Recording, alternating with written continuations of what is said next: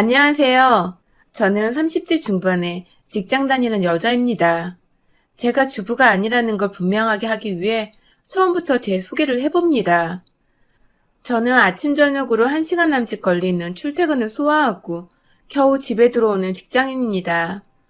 제 직장 근처는 집값이 너무 비싸다고 결혼할 때 자기 멋대로 신혼집을 자기 직장 근처의 경기도 어느 아파트로 찜을 해놓은 남편 때문에 부동산에 대해 일도 몰랐던 저는 그저 출근길만 고생하면 되겠거니 하고는 반반 돈을 지불하고 공동명의로 구매를 했죠. 그런데 막상 결혼하고 나서 2년간 살아보니 같은 돈으로 서울 한복판에 아파트를 구매했을 때보다 집값도 덜 올랐고 근처에 산이 있어서 여름이면 벌레들도 드실거리고 아주 싫은 점들만 골라 담은 아파트더라고요.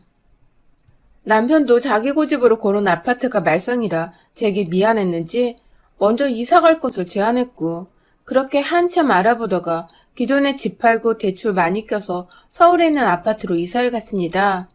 이것도 공동명이었어요. 소중히 돈으로 부담 없이 살 수 있는 아파트를 찾아보려고 정말 눈에 불을 켜고 다니다 고른 아파트인데 하나 걸리는 게 있었습니다. 바로 저희 시댁과 가까워도 너무 가까운 동네에 위치해 있었다는 겁니다.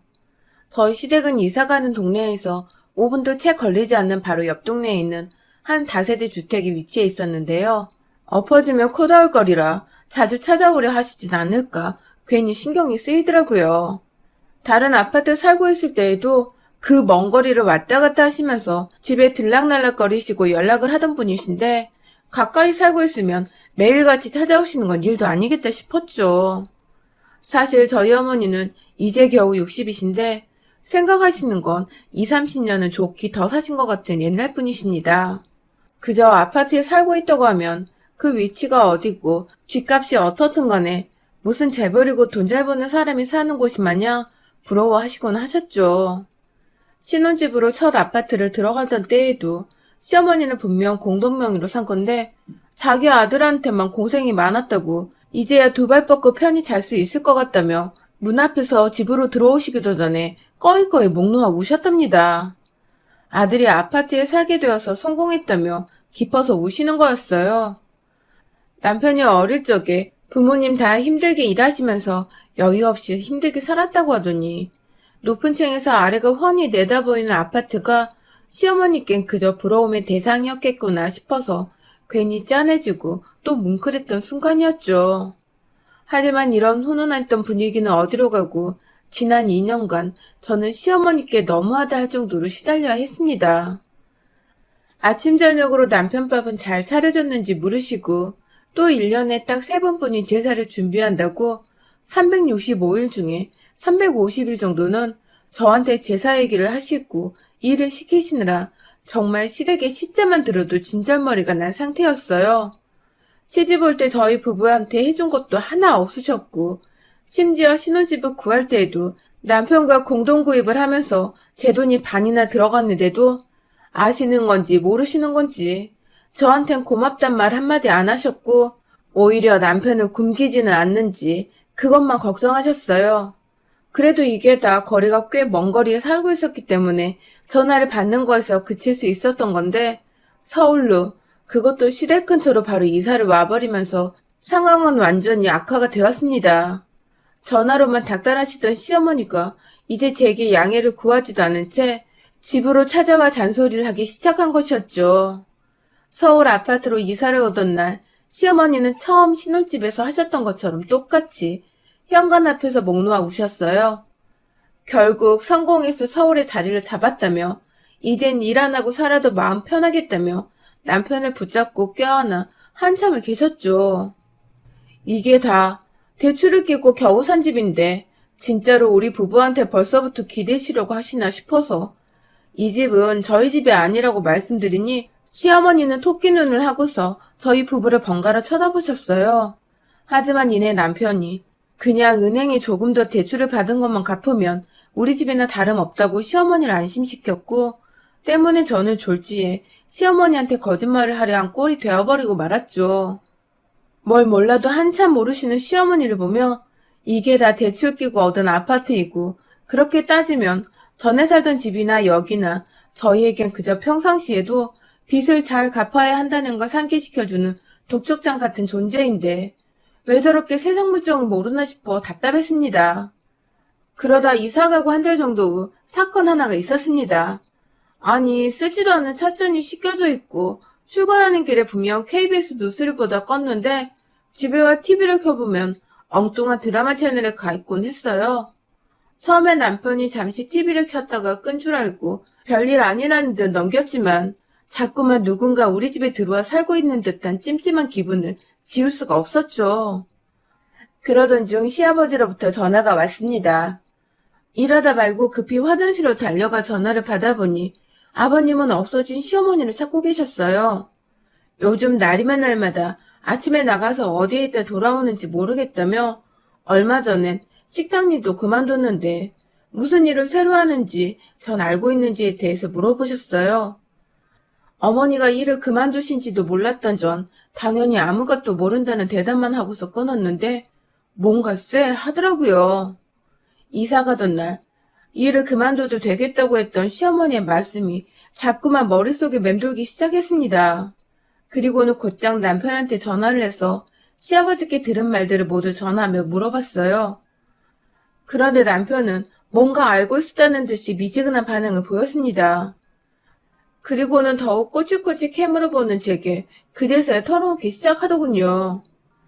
그간 저희가 시댁 옆 동네 아파트로 이사를 오자마자 시어머니는 정말로 하시던 식당 일을 당장에 그만두셨더라고요.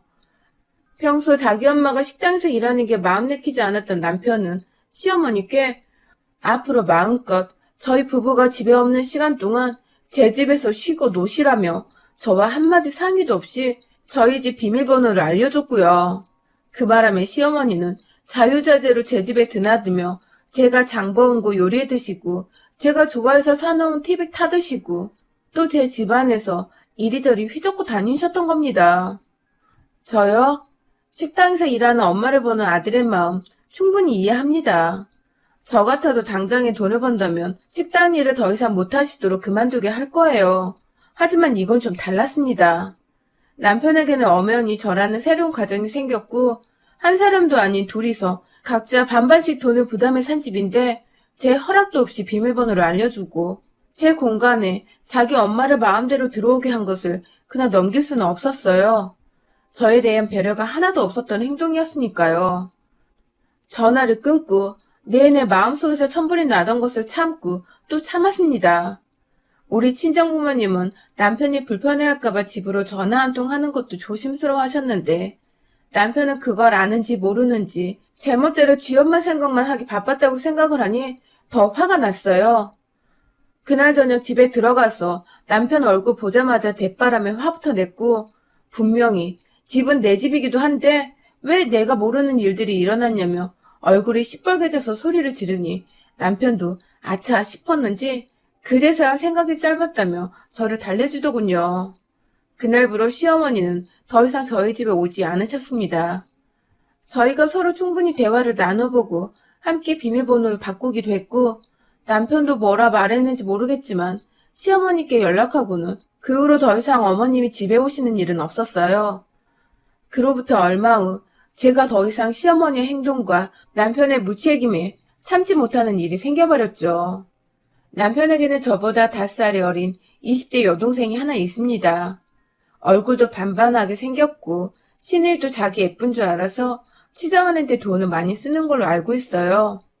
남편의 말을 들어보니 비싼 걸 분에 넘치게 구매하는 게 아니라 저렴한 싸구려를 분에 넘치게 구매하느라 아직 취업 못하고 알바로만 살아가고 있는데도 지출이 많아 모아놓은 돈이 별로 없다더군요. 별로 왕래가 잘 없었던 신우이인데 주말을 맞아 모처럼 늦잠 자고 늦은 아점을 먹으며 TV를 보던 중 신우이와 시어머니가 집으로 찾아왔어요.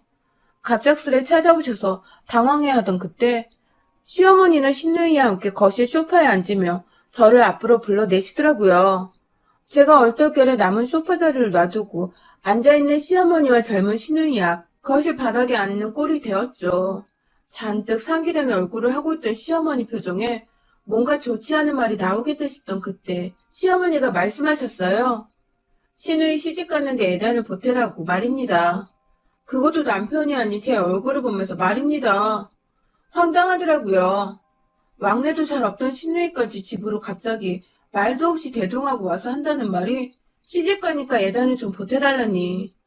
전 시누이가 결혼할 사람이 있는지도 몰랐습니다. 당황해하며 남편의 얼굴을 쳐다봤어요. 남편과는 상의가 된 말씀이냐고 물어보니 시어머니는 기가 차다는 듯 저를 노려보며 그걸 왜 자기 아들과 상의를 해야 하냐는 겁니다. 이런 얘기를 자기 아들과 해야지 누가 며느리랑 얘기하나요? 하도 어처구니가 없어서 어안이 벙벙한 채로 시어머니와 아가씨를 번갈아 쳐다봤어요. 그리고 이내 도와달란 마음으로 남편도 쳐다봤죠.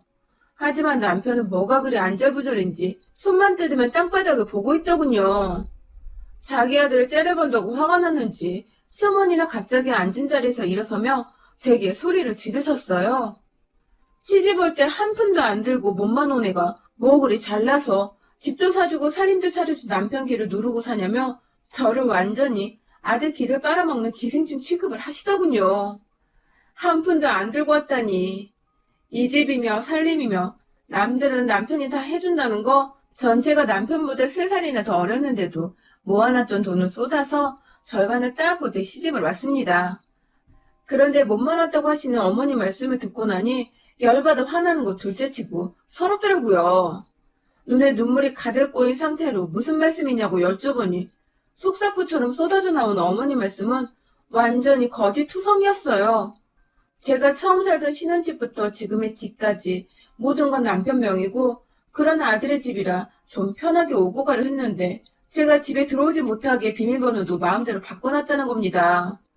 저는 애단도 없이 공짜로 시집 왔으니 이제라도 돈을 쓰라며 시누이한테 대신 갚으라고 하시더라고요. 집 절반 해온다고 남편이 분명 예단을 해오지 말라고 했었고 또 집 비밀번호는 공동 명의자에 대한 예의라고 충분히 얘기를 하고 함께 비밀번호를 바꾼 건데 그걸 완전히 왜곡해서 시어머니께 말을 전했더라고요. 우리 남편이 말입니다. 완전히 남편이 아닌 남의 편이었던 겁니다. 그동안. 시누이한테 대신 다 갚아내라는 시어머니의 말씀에 알겠다고 했어요. 이혼으로 갚겠다고 말입니다. 이 집의 절반은 내 돈이 들어간 내 집이기도 하다며 당신 아들이 뭐라 말하고 다녔는지 모르겠지만 이 집은 분명 공동명의로 된 집이라고 확실히 했습니다. 이혼 사유는 아무래도 남편 쪽에 있는 것 같으니 소송 준비하며 당분간은 각방을 쓰자고 부탁했어요. 이왕이면 시댁에다가 따로 살아주면 좋겠다는 말도 덧붙였고요. 갑자기 애단 타령하다 이혼 얘기가 나오는 전개에 당황한 시어머니는 이게 무슨 얘기냐고 처음엔 저희 부부 싸우는 거 그저 구경만 하다가 이내 남편의 말에 깨갱하시고는 눈물을 훔치셨어요. 남편은 그간 공동명의로 집을 사서 결혼한다는 게 기가 안 살아서 부모님께 자기 기 좀 살려보겠다고 혼자 아파트를 구입하고 애다니면 다 생나겠다는 등의 제 노력과 공들은 없었다는 듯이 거짓말을 해왔더군요. 그 바람에 심술이 난 시어머니는 평상시에 저한테 자꾸만 연락해서 맨몸으로 시집 왔으니 매일같이 남편 밥이라도 잘 차려주라며 시중 잘 길라는 잔소리를 해오셨던 거고요. 그것도 모자라 옆 동네로 이사를 왔을 땐 정말로 남편이 덜 출세를 해서 좋은 아파트로 이사를 오신 줄 알고는 일까지 덜컥 그만두고 나서 자유자재로 저희 집에 오셔서 단물 쭉쭉 빨아드시며 편히 휴식을 취하셨던 거고요. 그러다가 저희 집에 더 이상 오지 않으셨던 이유도 바로 남편이 저를 들먹거리며 제가 일방적으로 비번을 바꿔놓는 바람에 자기도 집에 들어갈 때마다 베일을 누르고 들어가야 한다고 했더라고요. 그 바람에 아들이 완전히 며느리한테 잡혀 사는 줄로 확신을 하신 시어머니는 한동안 일을 가시다가 결혼한다는 아가씨 데리고 애단이라도 받아먹자는 마음으로 저를 찾아오신 거고요. 나쁜 의도는 하나도 없었다는 걸 알지만 고부관계가 이렇게 치닫기까지 방조하고 오히려 불을 지핀 남편의 못 말리는 태도가 너무 실망스러웠습니다. 설령 제가 맨몸으로 시집을 왔다고 해도 시어머니도 이렇게 치사하게 나오실 필요 없었고요. 옆에서 제 욕이란 욕은 다 듣고 졸졸 따라와 예단비를 달라고 하던 시누이도 제정신은 아닌 걸로 보였고 눈앞에 안 계신 시아버지 말고는 이 집안 사람들한테 하나같이 정이 뚝 떨어져 버렸습니다. 마지막으로 남아있던 일말의 애정과 애증까지도 모조리 다 떨어져 나갔어요.